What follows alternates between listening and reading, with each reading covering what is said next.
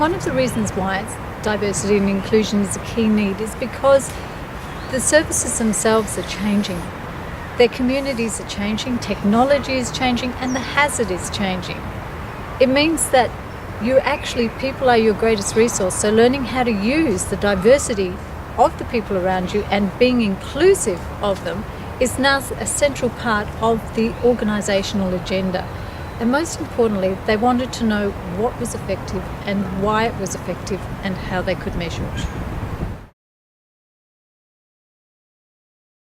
What we're doing is we're undertaking end-user-based research, which is co-designed and collaboratively undertaken with our end users. So we work with them to generate this knowledge, and the output will be a framework, which is a way of organising the knowledge so it can be used in their decision-making systems.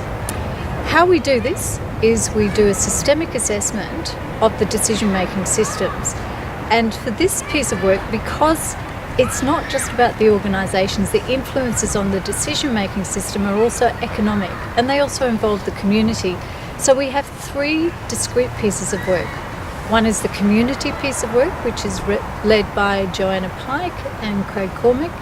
The economic piece of work, which is being undertaken by Professor Bruce Rasmussen, and the organisational piece of work, which is being led by myself, and also I'm supported by Professor Roger Jones.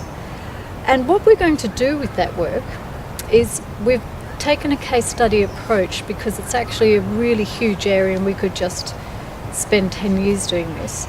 So with the organisational work, we've undertaken 3 case studies with QFES, Queensland Fire and Emergency Services, with Fire and Rescue New South Wales and South Australia State Emergency Services.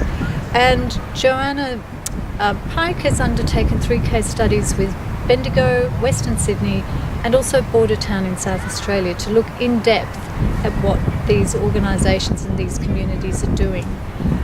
We've also combined that with desktop reviews of historical data that we can find around this topic, and also we're looking at their changing capabilities for the economic work. So we're doing quite an extensive assessment in the first year. What we've found so far is that there's no one way to do diversity and inclusion, but if you want it to be effective, you have to create an inclusive culture.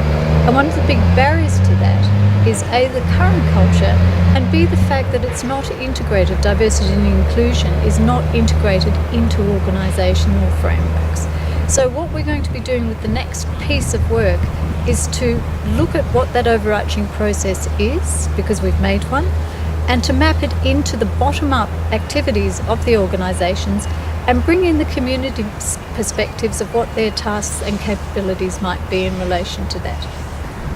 We have 5 reports available. The first one is a literature review that looks at the 3 different areas of research: the organisational, the economic, and the community.